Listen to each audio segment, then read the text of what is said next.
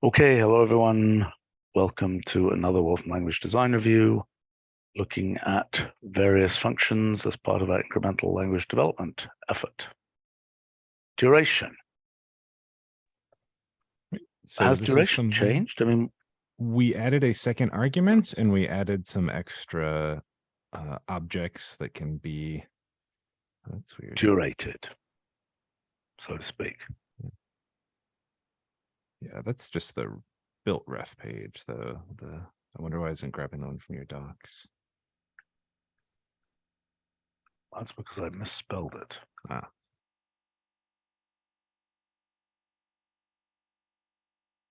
So we added a second argument that is the units that you would want the duration specified in, and we also added support for date object as an argument, entity as an object, or entity as an argument, and time object also.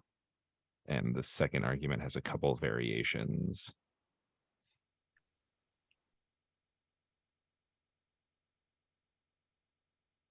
That's a little weird. I mean, you can do it with quantities, I suppose. Why not? But I mean, if you Yeah, say 2 there, will it ignore the 2? 2 seconds. Will it ignore the 2? Yes. Yeah, it'll ignore the 2. It'll just extract the unit part. It's a convenience we have in some other places. Yeah, okay. I think you should make it clear that only the units count. A quantity with any magnitude, but time units and any magnitude. Yeah. And then you can say the units of a quantity. Yeah.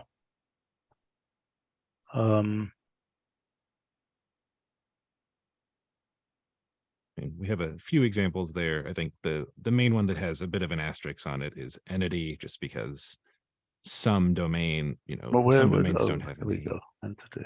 Okay. Yeah.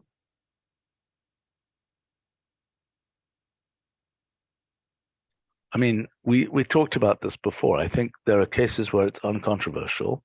Yep, and that's pretty much what we've stuck to. Okay. And there are cases where we just don't have the data populated everywhere, but for most so things, we should give a message and return unevaluated. Yep, and that's what we do. So duration of Battle of Hastings, you get 1 day. Duration of World War II, you get 4 years. However long you should get, depending on what country you're in, probably. That one's complicated. Yeah, there is some nuance there, but in terms of extracting reasonable properties and giving a reasonable duration based on the length, we're doing things pretty intelligently. Okay. Can I try something? If you're in prototype build, you should be able to. Okay.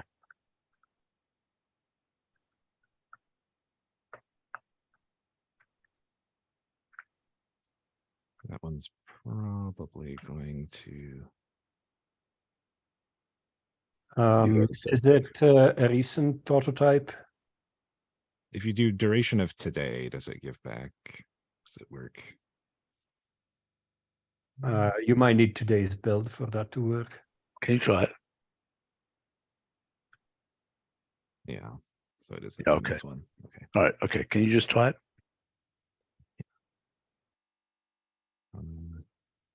Carlo, are you doing that, or do you need me to? I have a prototype downloaded. Yep. Give me a second. Okay, but this error message is also bad, obviously. Yeah, that has changed. Okay.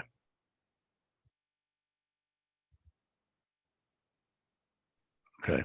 Well, duration of Jurassic period gives 5 point something to 10 to the 7 years. Okay. Okay, that sounds good. All right, duration can be considered done. I think we're done with you. Okay. Thanks. Thanks. All right, spherical distance. So is there a spherical position? Not yet. This is using pairs of angles. And we also admit geoposition as a way of allowing users to say, I'm giving my position in degrees. That's kind of an abuse, isn't it? I mean, it's a unit-sized Earth, is what you're saying. Yes. This is a function that ignores the size of the sphere. And that's why there is the second note saying, if you want size, just multiply.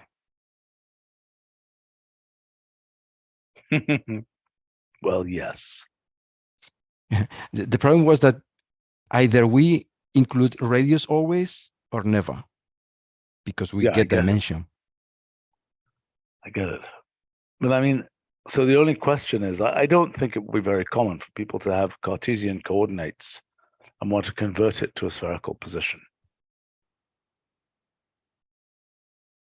What do you mean? Well, they know it's like XYZ in the case of geo grid position, right? An XYZ grid position can be converted to a lat long geolocation, geoposition. Yes. And vice versa. We have two spherical coordinates to that type of computation. Say that again?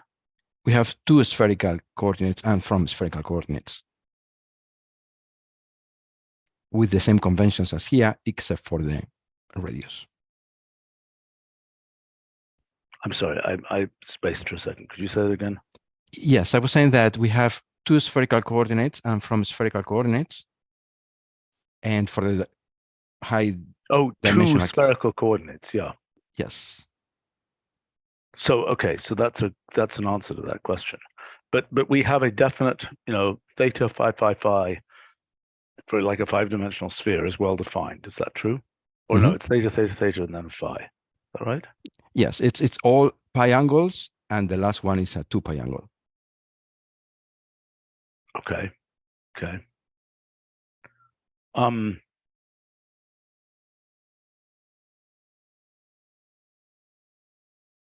Okay.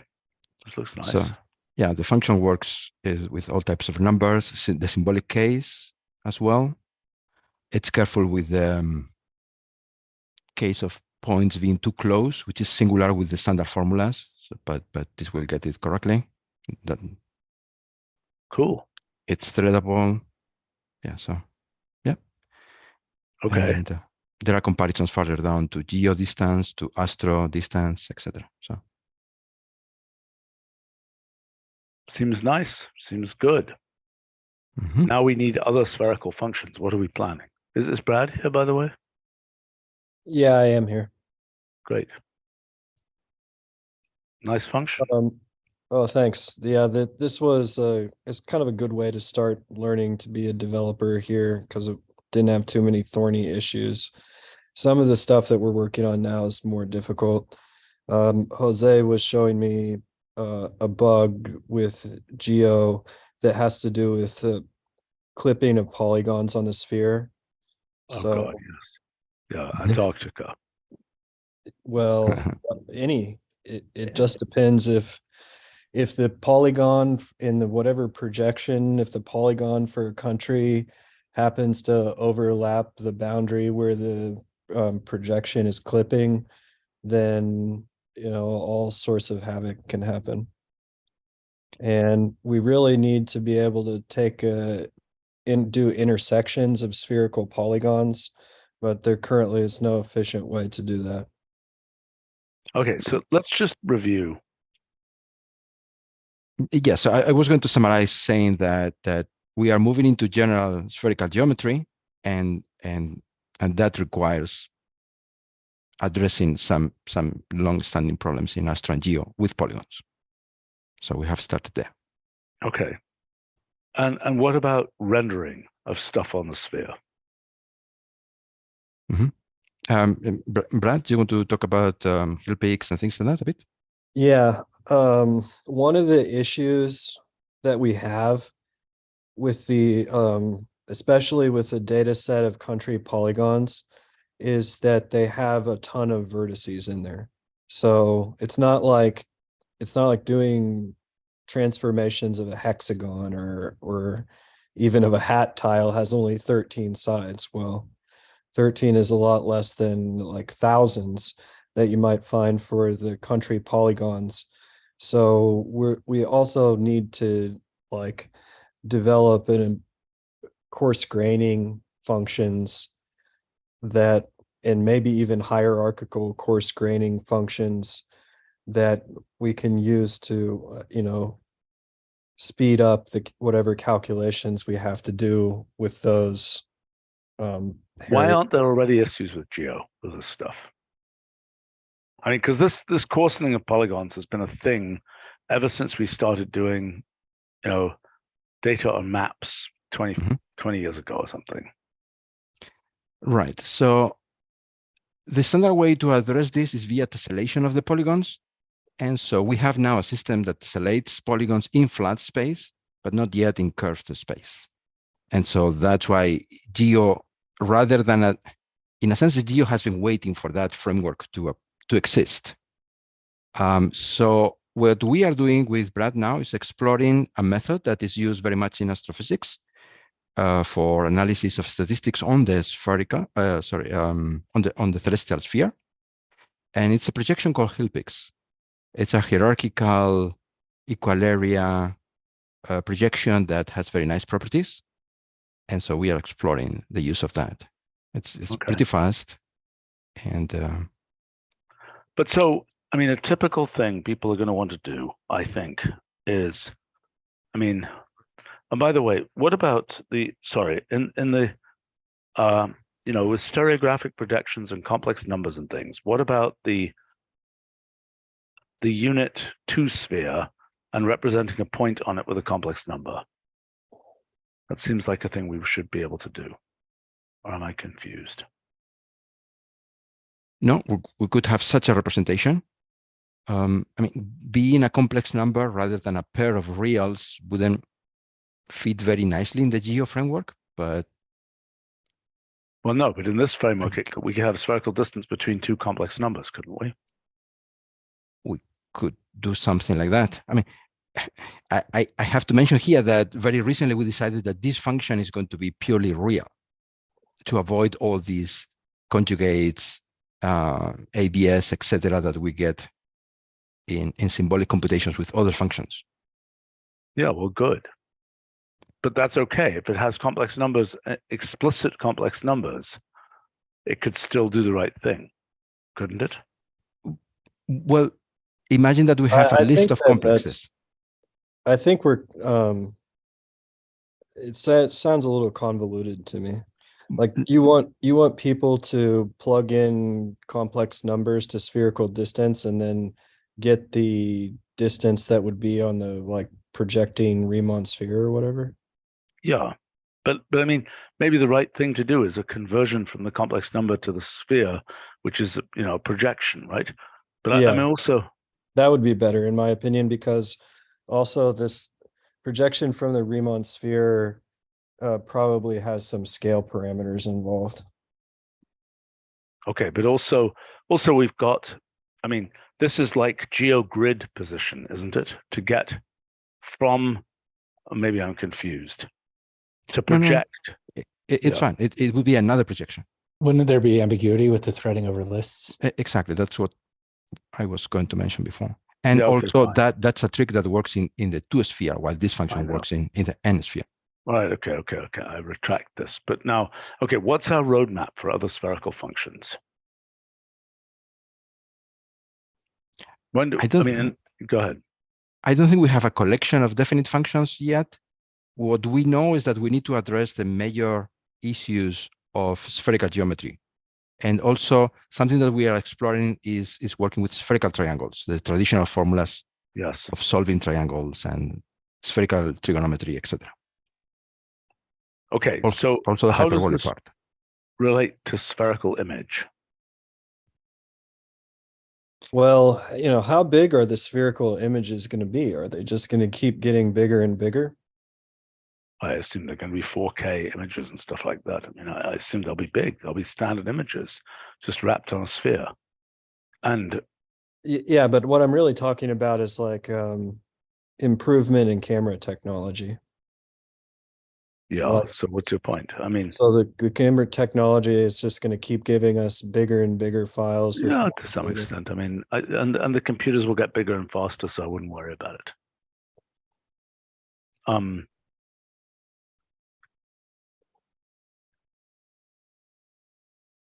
Well, I mean, one thing that I'm thinking about right now is that the Hold sphere. that up to your hold your phone up to that picture. Have you seen this yet?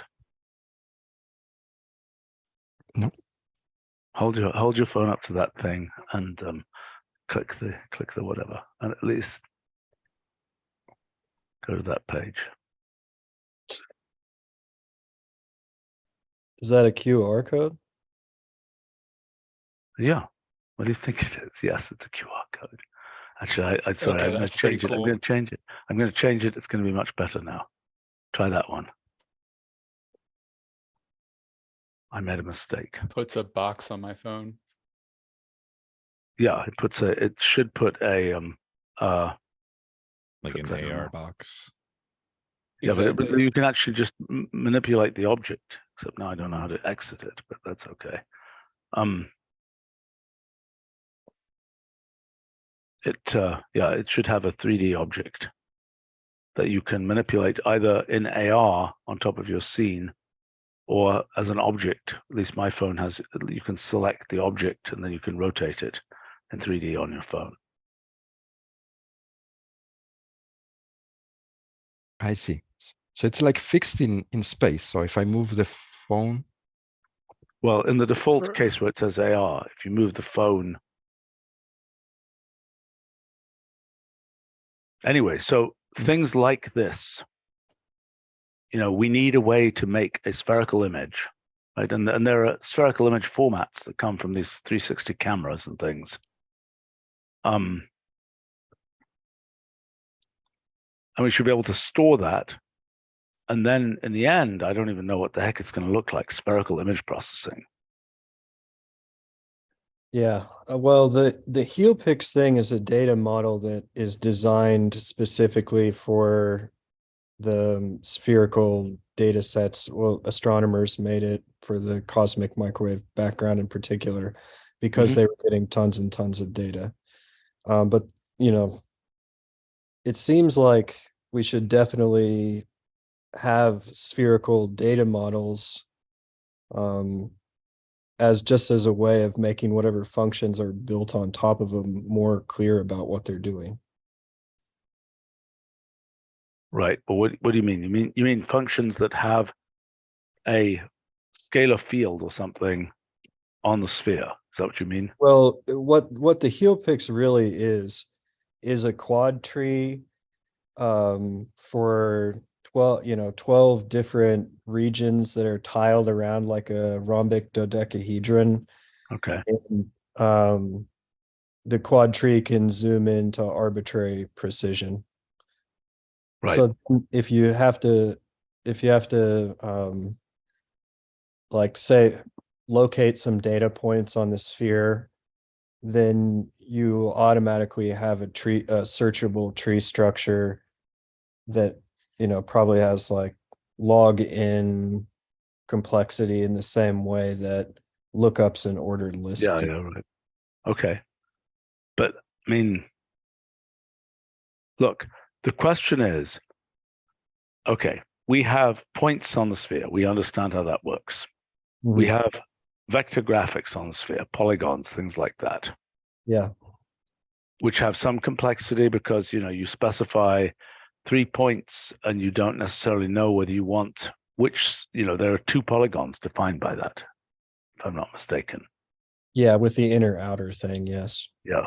But when you program low level and you're not imposing conventions on the users, you can adopt your own conventions where the polygons have circularity, and that resolves the inner outer issue.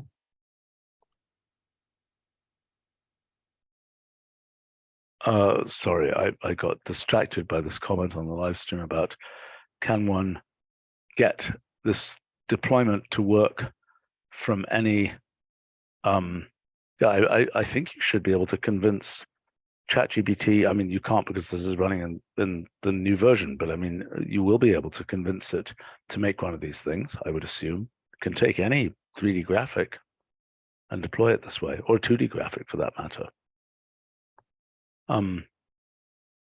Yeah. But back to your comment though, that there, it would be nice. The nice thing about the HealPix as a data model is we can take a set of points and turn it into like a density plot, and then those density plots may be easier and faster to work with in an approximation, or give us some basic information. Okay, look, the problem is this. We have things like spatial statistics that deal with densities from points, but they are non-spherical, right? We have, and you know, we just have a boatload of functions. And I don't know, we don't want to have spherical versions of all those functions. But the question is, how do we, you know, how do we deal with that? Right. Many statistics functions already handle geoposition, but internally they resort to equal area projections around convenient points and things like that. So there is no native algorithm that works on the sphere. Okay, but fine. But then, so if we introduced a spherical position function analogous to geoposition, then those functions could potentially eat spherical positions and then do their usual thing.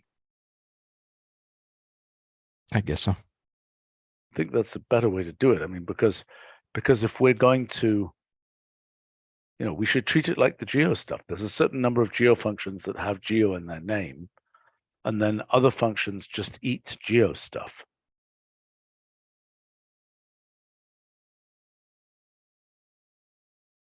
I mean, look, the case of geo, we have not yet gotten scalar fields on the geoid. Right. And scalar fields on a sphere are sort of very immediate. It's a very obvious thing to want to do. Yeah, so are you talking about doing that by vertex coloring or as a sort of an array plot? How would you imagine that? You mean in terms of how you represent it? I mean, I can imagine different representations by color as a density plot. I mean, Sure. if it's a Okay. vector field. Yeah, let's say that it's just a color function on the sphere. Yeah, but I can also imagine a vector field on the sphere where you're going to want to show, you know, vector arrows at different places on the surface of the sphere. Yeah. I can also imagine, I don't know if it's a good idea, making a sort of mountainscape on the sphere to represent density as a height function. And what would the data format look like going into those functions? That's a good question. In other words, if it's a scalar field that is a function, an explicit function of theta and phi, well, it's all good. But if it's a list of points, I mean, I assume it will be theta phi value. But even if it's a function of theta and phi, to actually make the graphics object or whatever, you have to sample it somehow. So how should it be sampled? Sorry, if it's a function like sine squared theta cosine phi or something. Sure. Like a spherical, it could be a spherical harmonic, I guess. Well, I mean, don't we have, I mean, what we have so far is we have spherical plot 3D. And so we have, you know, spherical harmonic y, you know, 4, 2, theta phi, if I'm not mistaken.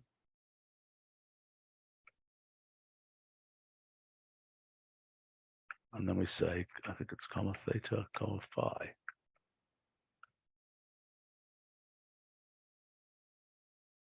Really? I guess you have to give limits of angles. No, you don't.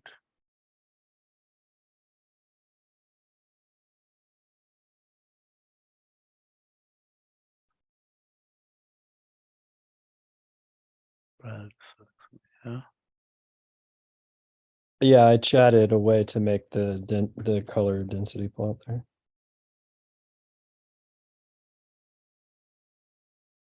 Okay. Okay, but that's of constant value 1.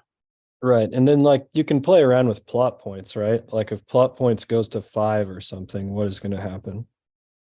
Well, the other thing we can do here,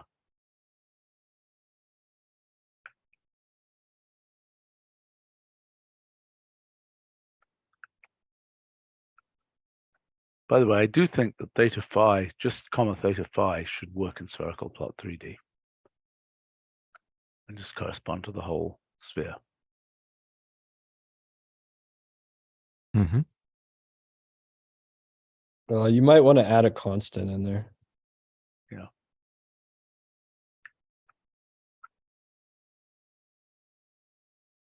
Okay, lovely.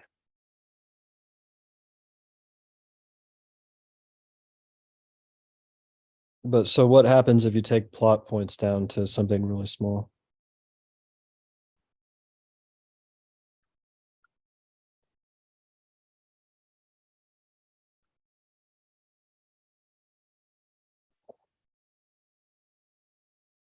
I mean, it becomes, yeah, I'm sure if I just made a constant there, the thing will no longer be a sphere.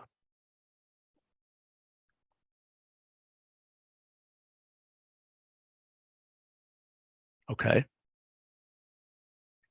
So what's your point here? I mean, Well, the point is that there is a data model that is hidden under this calculation.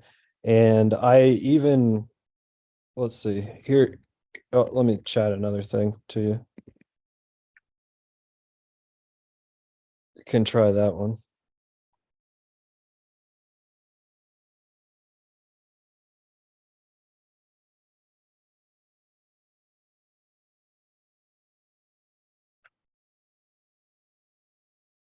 okay. That So that the poles I think are troubled. Yeah, I mean this is basically a data model. Sure. And it it works, it's effective, but it doesn't have the nice properties of some of these other things we're looking at.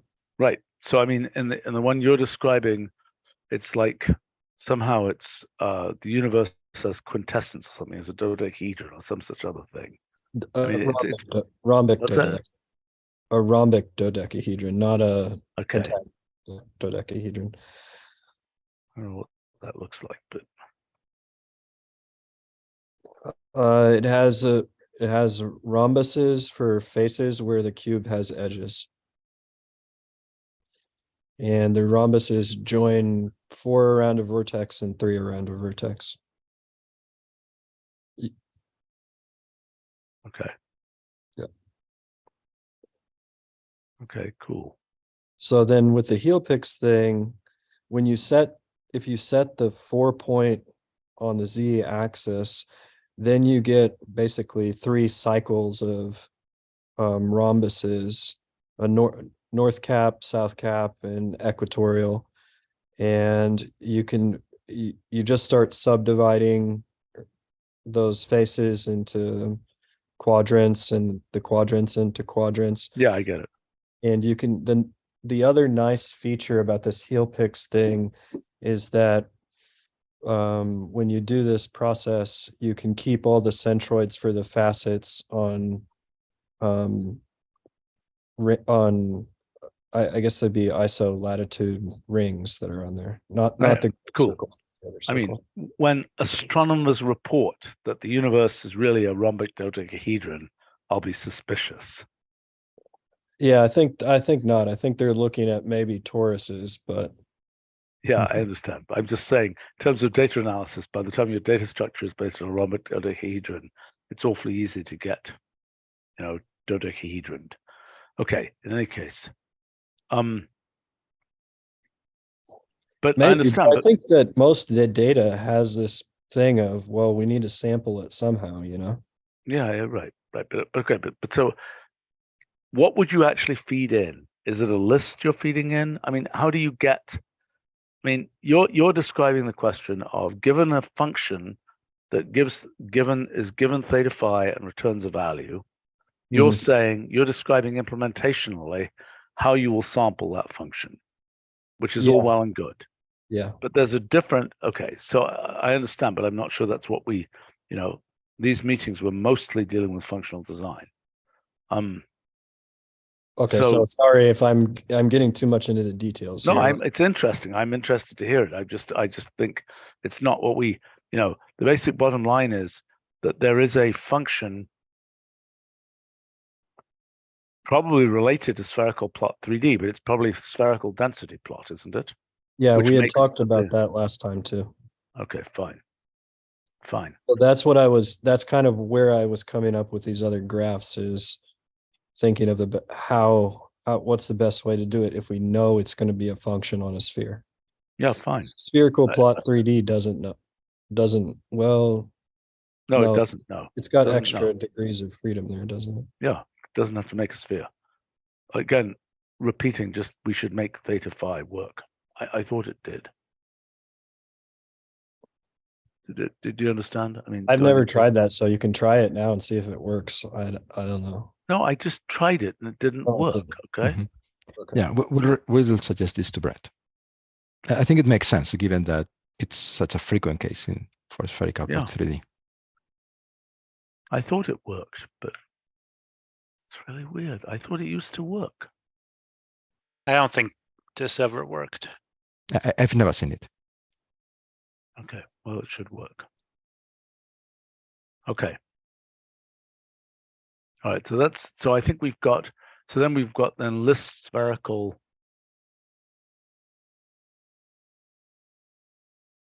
I mean, it's a little weird that what the naming of the thing that just puts points on the sphere. Well, we'll have that in a different meeting. And then presumably we would have a thing that plots a projection of the sphere. Like this thing here, how would I plot the projected version of this? Well, that's where we said we were getting some bugs. We can certainly reuse the geo projection engine here. Yeah. In the same way that it's being used in the Astro we're talking framework. implementation. I'm talking about the design. Yeah. What function returns this thing projected? See what I'm saying? So I mean, the things which end in 3D are going to make 3D versions like this. And maybe it's pure, spherical plot or spherical graphics. No, spherical plot should make the 2D version or something. I don't know exactly what it should be. Spherical density plot as opposed to spherical density plot 3D. I mean, spherical density plot could make the 2D version with projection. See what I'm saying? Whereas spherical density plot 3D could make the 3D version, which needs no projection. Does this make sense? Yes. So these would be the functions that take functions to represent on the sphere or the projected map. Then the question is, what do we return? It's the same situation of, I don't know, geolist plot versus geographics. There are the functions that produce. So I understand. We're returning graphics here, aren't we? Graphics, well, there could be something that is like the equivalent of geographics or the equivalent of astrographics. Something that takes primitives rather than functions. Oh yeah, no, I know, but that's not this case. This case is the plot case. Then we also need, spherical graphics and spherical graphics 3D. Just like we're going to need geographics 3D.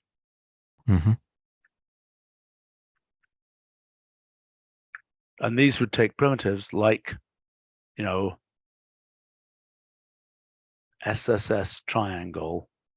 Well, is that adequate? I don't. What is spherical graphics versus spherical graphics 3D? Spherical graphics is a projection. Spherical graphics 3D is something like this. Make sense? I suppose. I think it's the right thing to do. I think that because those are very different, used for very different purposes. Okay. I wonder what happens if we take this and we say,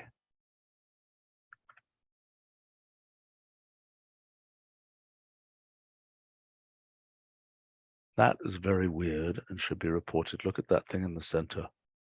It's like really weird thing. Ah, there's no surface color. Boring. It's just a sphere. Okay. But if somebody could somebody please report this, just show this picture, because I don't think it's doing the right thing there. The AR deploy. This thing here, yeah, this thing here, that center picture. Okay, it's is hard to supposed be a see your version of mouse this. with the black and white text. Ah, I got it. okay. Yeah, okay. You just take a picture of the thing above and the thing in the AR deploy, and it's not right. Yep, I got it. Okay, all right. Should we go on now? I mean, yeah, this is what I think we should be doing here. Mhm. Yeah, Could be very it nice, makes actually. sense. It's the same roadmap we had planned for Geo and Astro.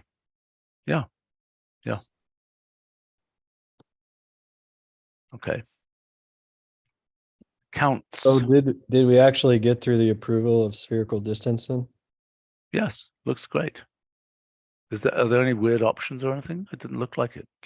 It looked good. No. I think it was all clear. Once we decided to be all real, the function became clear. Okay, Okay, we made it thanks. real by being real. So the discussion Okay. on counts here, we were doing a little bit of house cleaning on some old ILD items, and these had been things that had been approved a long time ago and not really revisited. And in looking at them, both Itai and I were not super on board with some of the changes proposed for counts.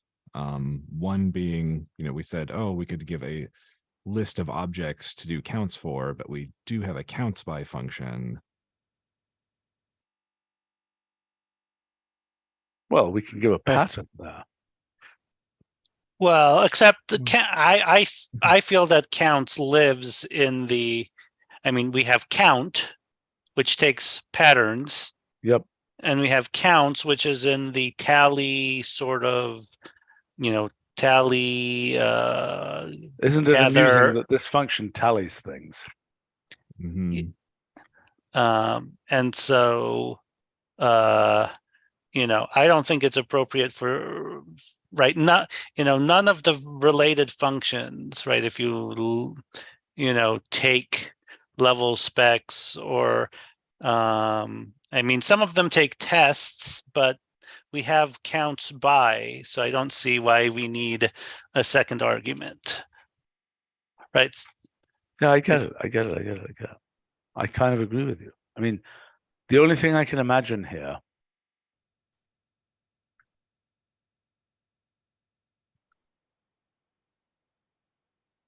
why isn't letter counts a C also from counts? Probably because it didn't exist when.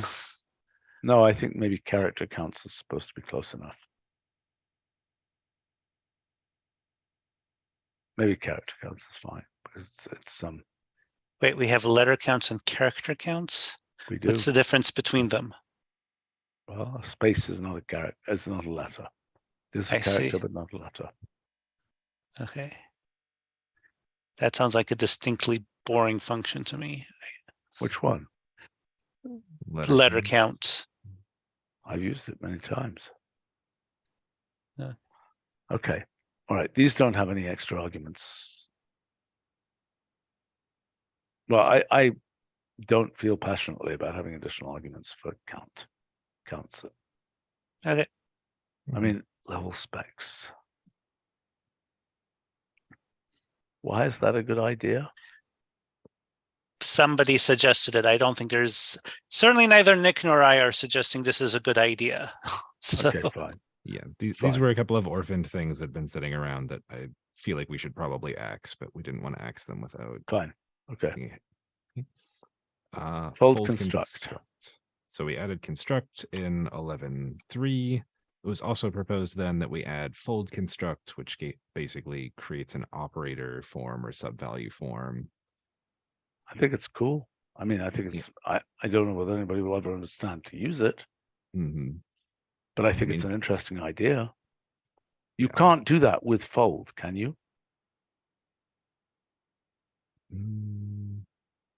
I don't think so without something fairly elaborate, right?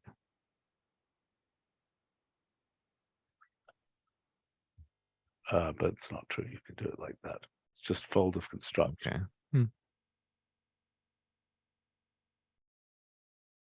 It's not clear anybody will ever think of that. Suppose we could have that as an application example for construct. We certainly can. Nobody will ever think of this.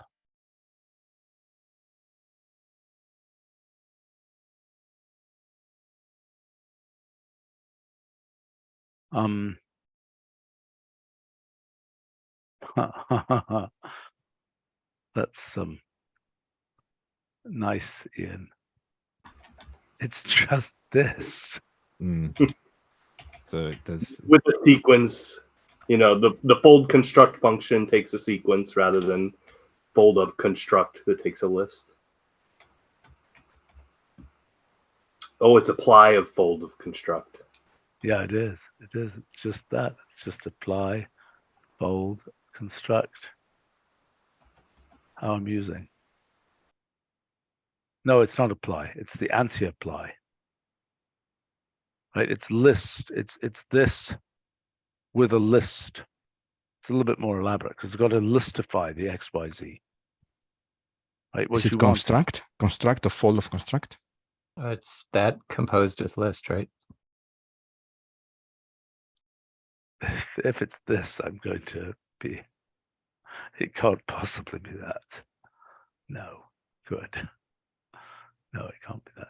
Yeah, it's composed with list, but it has to compose. How do you do that composition? I can do it with a pure function in there, explicit pure function, but is there a way to do it with functional constructs? Add star list. Yeah, that's what I would do. Getting a little bit more elaborate. Nice.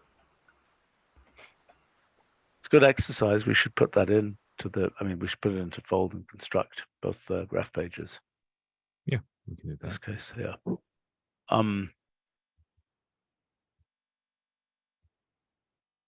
Do we want fold construct, or is it just totally silly?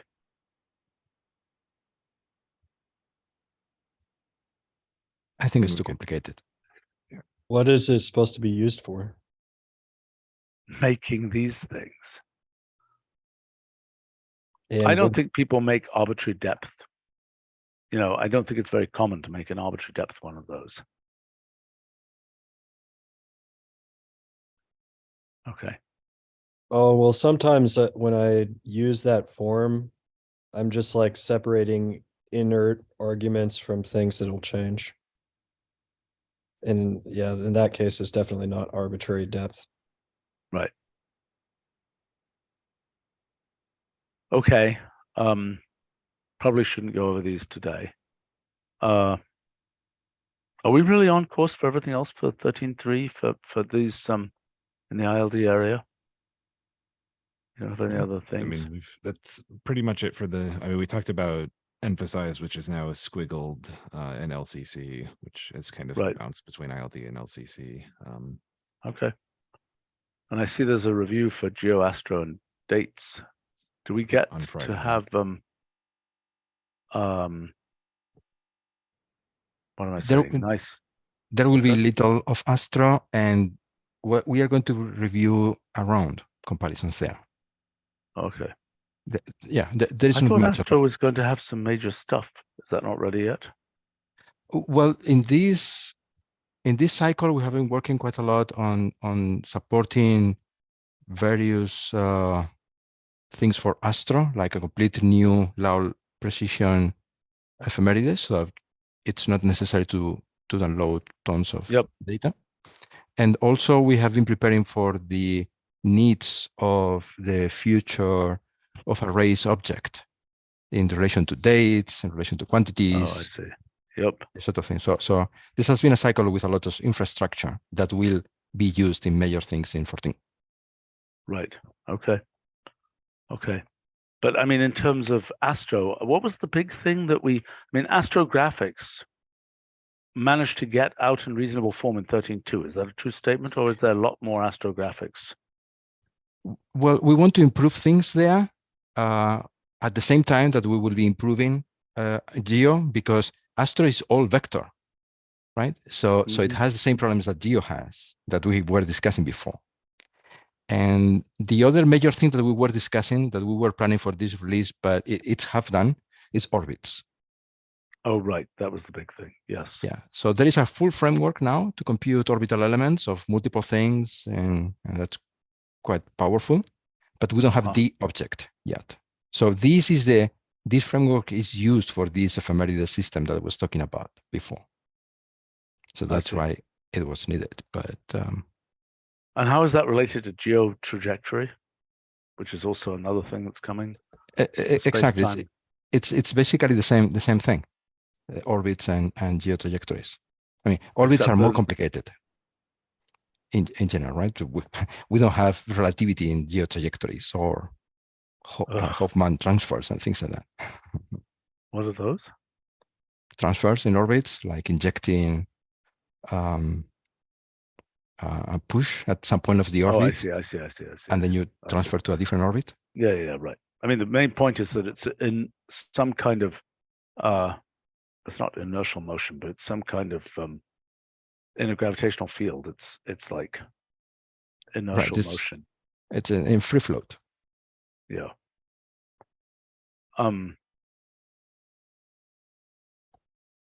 What about? I mean, does that mean we have to have geogravity? Are we then going to use the geogravity stuff to determine the actual orbital positions? We could, but that's very expensive. Integrating things is very expensive. So what is typically done is to store orbital elements, which are a description of the orbit. I see. These TLE things, two-line element type things. Exactly. Things equivalent to that. So the object moves very fast in the orbit, but the orbit itself moves slowly. So it's better to parameterize the orbit and then the position of the object in the orbit. I see. But like around the moon, where there's a big lump in the moon that changes the gravitational field substantially, so it isn't spherical. Doesn't that mean, I mean, things go up and down in their orbit around the moon by a long way. Is that captured by the TLE stuff or not? The TLE have a very short duration, like a few days only. So you have to keep updating. But during those few days, they are very good. And then we have the NASA data, which is super, super precise, and they include models of the crust of the moon, things like that, to describe what you are saying. I see. But we cannot integrate in real time those things. That's why they integrated once. They create huge data files with lots of Chebyshev coefficients, and then we use those very fast. I see. Cool. Well, I look forward to seeing all that stuff. All right, should wrap up here. Thanks, guys. Thanks, everyone. See you soon. Bye.